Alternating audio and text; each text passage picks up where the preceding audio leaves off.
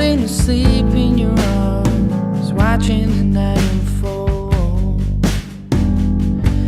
Obsidian sky and your pheromone. I used to dream of your eyes, blue is the silted stone, drinking the light under Lake Meadow. Hi there, this is Danger Canadian Content Productions, live from Factory Gastropub in the Danforth, and tonight we're talking to Mattie Leon. Welcome. Thank you. Thanks for having me. Well, it's our pleasure completely. So, the Drake seems to have been a repetitive piece in our past, doesn't it? Let's be honest. So I think last year we saw you there, and would that have been with was that the Marlon Chaplin gig, or was that another? You're like talking about last year? Last year, yeah. It was a Forest gig.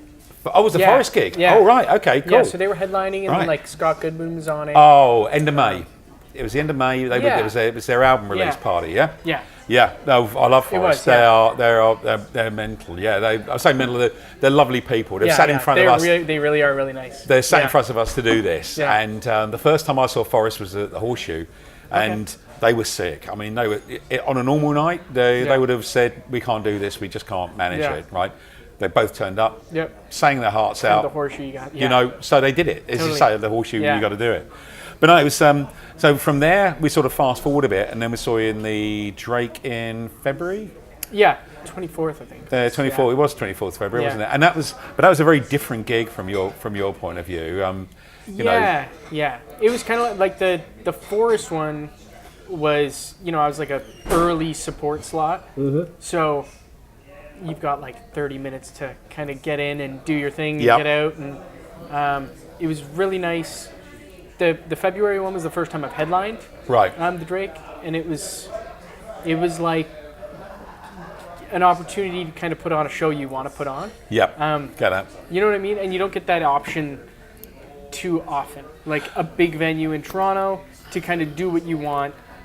So that's the difference for me, at least. And if you want to do that at the Drake. It was a really really nice space, and as you say, the backdrop and all the film work you put in there was special, but it was special for lots of different reasons, because you made that in line with the music as well, didn't you? Thanks, I was trying to. Well, no, you did. It worked. It worked all the time. So that really comes across. So you work, and it's that. If I want to be honest, it's that additional effort then starts to really make a difference when you're watching people live. Because there's not just. There's always the care and consideration that goes into the music, right. But when you go beyond that, it makes it a little bit easier. Not easier to watch. That's not right, but it makes it more of a special event. Yeah. Particularly with the album. So, having said that, I'm going to go through that. Yeah. So with the whole Vimy piece, and Signal Hill, it's a very. Can I call it an emotional tribute when making it sound? Yeah, with Vimy for sure. Yeah. Song Vimy, totally. Because I mean, there's this piece whereby soldiers are getting on a boat and they're going to France. Yeah. And I'd read another book which talked about that journey, and they were waved off the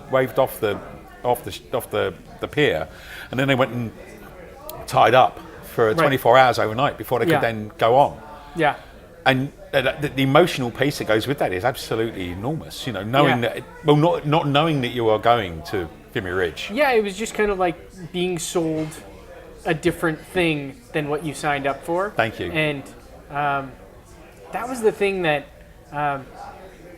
really like struck a chord with me. It's like, I mean, there's propaganda in everything all the time now, and you can't get away from it. But they really believed what they were getting told, and lined up in droves to enlist and to go over there. And then it's like they get over there and they see what it's actually like, and they can't even talk about it. Like the letters that they're sending home are getting censored. So it's like they still can't hear back home what's going on. And it's really sad. And so that's kind of what the piece was about. But it's important. It's a massively important piece of Canadian history. Totally. I think that's the book I'd read about exactly that conflict and what was happening was, and it was talking about dominions, and Yeah. sort of Newfoundland wasn't part of Canada at that Right. point, right? So they're sending people to support the Dominion, Yeah. you know, and support basically Britain at Yeah. the end of the day. Yeah. And they're going into what is just a murderous hellhole at the Yeah. end of the day. I mean, it's easy in hindsight, I know, and that's the sacrifice made is much bigger Yeah. than anything, Oh, I totally. think, and it radically changes the landscape in Canada in terms of young men coming back from the front. Yeah. You know, it really is a massive piece. Yeah. As a sideline with this, what we did was I went to, back in the UK, I went to Runnymede where the Magna Carta was signed, okay, originally. Everyone says it was just signed at the bottom. That's true, but it was also signed in Runnymede. Yeah. Behind Runnymede, where the memorial is for, the thing is for that, is a little piece of ground dedicated to John F. Kennedy, which is American soil. If you follow the path all the way up to the top, is the RAF memorial to all of the fighters, all the flight crew who died flying with the RAF or for the RAF. After British guys, the Canadian names are innumerable. It's absolutely enormous, the number of, sacrifices that people made. And when you make that sacrifice, it changes the country forever. And that from a history point of view is important. But Alabama was about history as well, wasn't it, for you? Yeah. That was more like civil rights movement. That was off my last release before Signal Hill. Yeah. And it was kind of, I'd been reading a lot like of the band, like books on Robbie Robertson and the way he was writing songs, and I just really wanted to try to write kind of a historical piece. Right. And I knew I had that chorus for that song Alabama, like for years. Yep. Where I was just screaming Alabama and playing that riff, not knowing what it was going to be about. So my way in was this kind of guy, this civil rights lawyer named Clifford Durr. When I went to write the rest of the song, to fill out the song, I was like, what could this?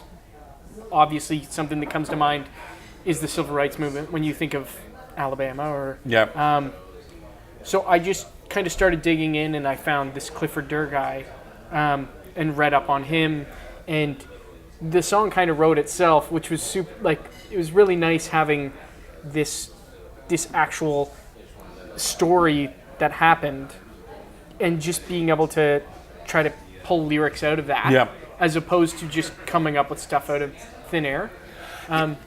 It's interesting, isn't it? But as you say, the song sort of wrote itself. Right, totally. I mean, I think that does not happen to me ever. Like, never. But no, and it's important, because if something like that tends to write itself, then it's deeply personal. But also you're not just reading it; you're feeling it. Yeah. I think there's a difference between those two things. I've read lots of stuff and not felt the same. Yeah. I read book recently and just had me in floods of tears, and I think that's partly because of my emotional state, which is useless. Yeah. But more importantly, it took the book took me to that place. Yeah. And it really is quite special.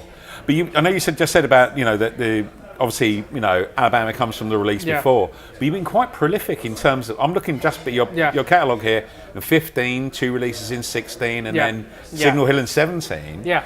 I know you're saying songs don't come, but they must come easily enough. I have a lot of music and melodies always. Yeah. Like, I've got lots of that, but actually finishing stuff to where I'm okay with letting it go takes me a really long time. And it's the letting go that's the key, isn't it? Yeah. Yeah. I know that from I write. I write a little bit, not anywhere near as well as you do, but you write, and it is that ability to let go and go. That's enough. That'll do. And but even a part of that for me now is like letting things sit. Yep. Which I didn't really do before. Like, I used to be in a rock band early on, and we'd be so pumped about songs that it was like, let's just get this finished so we can start playing it live. Yeah. Because it's going to feel good, and it does feel good, and it's exciting doing it that way.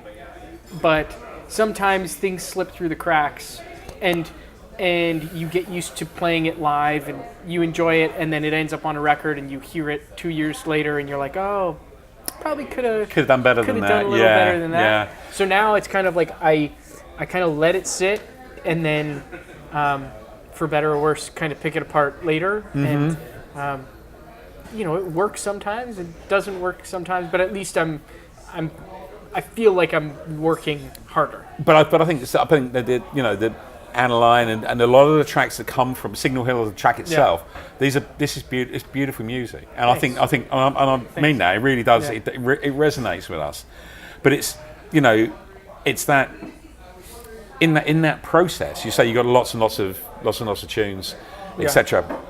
Part written, and then are you already working on new material now, or is it a question of touring the hell out of Signal Hill and then saying that it's there? Do you know what I mean? Because sometimes there's a juggling act between the two, right? Yeah, I think for now, I'm starting to realize that with the recording process and then the mixing process and then promoting it and playing it and finally getting it so it sounds good live. Like, it doesn't sound good live at first, and then by the time that's all done, it does take up a big chunk of time. Yep. So I do always have songs kind of in the queue. Right. But I'm aware of what it takes to give them like a fair shake. So I kind of only focus on a couple. Like, I'll let things sit, or I'll scrap them, or if I'm trying to make things a little more cohesive these days too. So right.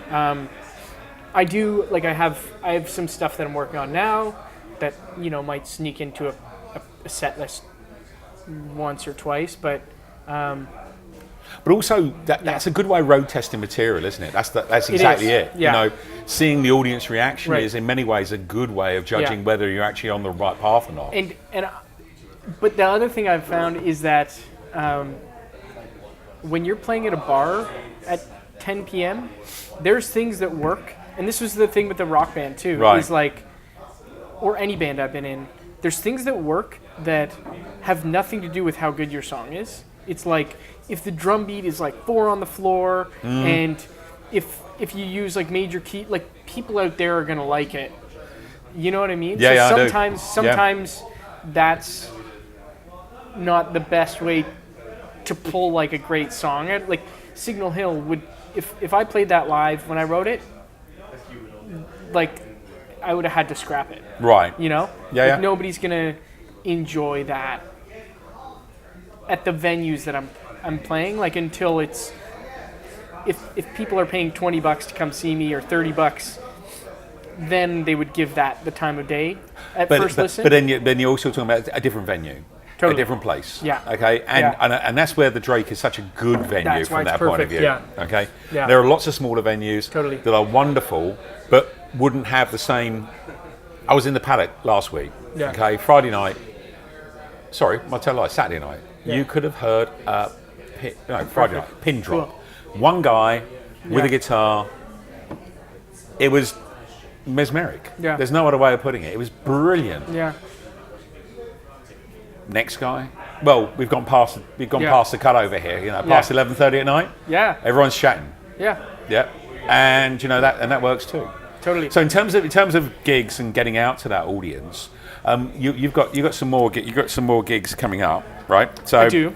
I've got down here. Yeah. April 21st in Collingwood. Yep. And then Cambridge, May 23rd. Yep. And Gananoque. Yeah. Yeah. So that's going to be June 2nd. Yeah. I've got a few other. I'm playing the next weekend in St. Catharines. Right. I haven't announced that date yet. Okay. The Merchant Ale House, and then I don't know when this is coming out, but I've got another one at the Drake before I do kind of a Canada tour. Oh, right. Okay. Cool. So that's going to kind of kick off the Canada tour.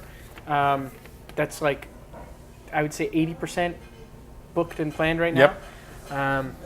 So I've got a lot of stuff. But it's also getting outside, as you say, it's getting out to an audience, getting to a bigger and bigger audience. And that's absolutely critical, because you've got to, and I'll be honest, you've got to promote the hell out of Totally. Signal Hill Yeah.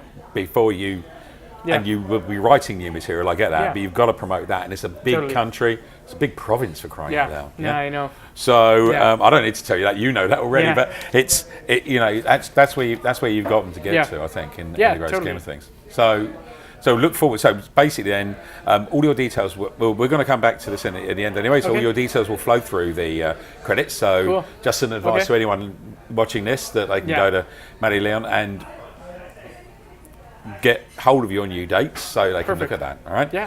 What we're going to do now is we're going to move into the speed round of doom, which Okay. you have as you have choices here. Okay. They are A or D. So there is two series of questions, A or D. Which set of questions would you like? All you've got to tell me is A or D, and we'll go for A or D? A or D. Yeah.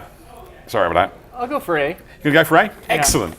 So we have a series of random superpowers in here, Okay. and they're not really superpowers, but they're sort of superpowers that people might like. Okay. And you and I'm going to have to almost forgive myself for writing these, but never mind. So which of the following superpowers would you choose? You get to choose one of them. You can have not thought transference, but fart transference. You're able to actually send your Okay. to Okay. somebody else in the room. Yeah. Okay. You can do that, or you can eat cake, as much cake as you want, Yeah. and never gain weight. The third one Yeah. is hibernate. And given what we're going through currently, I think it's a choice a lot of people would choose.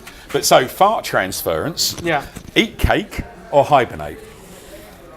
I think it would be the cake thing. Just not having to worry about that. would That's be brilliant, so nice. isn't it? Yeah, You can I eat as know. much cake I as know you it's want. simple. No. I'm not even like a huge sweets guy. No. Just anything that I could eat as much as I wanted to. Yep. And not gain weight. And not gain would be weight. Like That would be magic. That's a superpower Yeah. right there, right there. Yeah, Okay. totally. So it's a straight choice, this one. Okay. Harry Potter or Yeah. Lord Voldemort. Harry Potter. Harry Potter. Yeah. Right, okay, fine, fair enough. Here's one we've actually brought this forward from our previous ones. Maple syrup. Overpriced or overrated? Overpriced or overrated? Yeah. It's not overrated. You could say neither. Yeah, I would say neither because maple syrup has had a major thread in my family's. Has it? Oh, yeah. Excellent. In Yeah, that my case, dad, then neither. My dad is Mr. Maple Syrup. Yeah? Yeah. Okay, in that case, then neither is a good answer. Yeah, neither, And it's yeah. also, while it's not written down here, it's Yeah. the answer most people have chosen Oh, as well. okay, Yeah, okay. yeah. And then the last one for this is canoe and cottage or fast car? Oof. I don't really care for cottages, but I care even less for fast cars. Yeah? So it would be canoe and cottage. Canoe and cottage Yeah. because you're not keen on fast cars. That's perfect. Yeah. Yeah. It's just that either laid back style or Yeah. bad out of hell. Yeah. Yeah. No, there you go. That's wonderful. Thank you very much indeed. Well, that brings us to the end. Thank you very Sweet. much indeed. I Thank want to you for thank having me. Thank Yesin and Yeah. Yesin and Ben for filming Thanks, today. guys. To Factory Girl for tolerating us once more. All of Maddie's details will be in the credits as they flow through. And that's it. Thank you very much indeed. Good night. Cheers. Thank you.